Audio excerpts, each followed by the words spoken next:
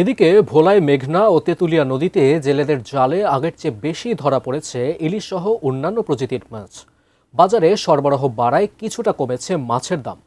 এ বিষয়ে ভোলার kitchen market মাছ বাজার থেকে বিস্তারিত জানিয়েছেন প্রতিনিধি মোহাম্মদ মহিউদ্দিন। মুহূর্তে আছি ভোলার কিচেন মার্কেট মাছ বাজারে।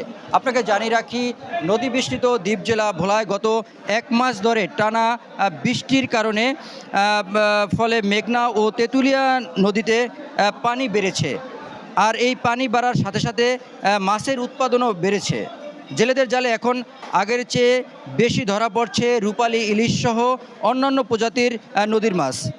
নদীতে মাছ বেশি পাওয়ায় বাজারগুলোতেও মাছের সরবরাহ বেড়ে গেছে। সরবরাহ বাড়ার কারণে মাছের বাজারও দাম কিছুটা কমেছে। শুধু নদীর মাছ না, পুকুর এবং চাষের মাছের দামও আগের তুলনায় কিছুটা কমেছে। আমি এখানে মাছ বাজারে আসা কয়েকজন ক্রেতাদের সাথে কথা বলেছি।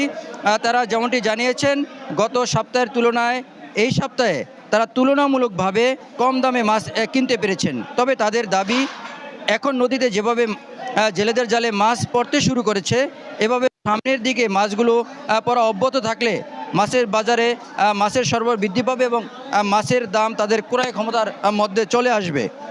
অন্যদিকে আমরা বিক্রেতাদের সাথে কথা বলেছি। তারা যেমনটা জানিয়েছেন যে আগের চেয়ে এখন নদীতে মাছের উৎপাদন বাড়ার কারণে মাছের সরবরাহ বেড়েছে, ফলে মাছ বাজারগুলোতে ক্রেতাদের চাপ কিছুটা বেড়েছে।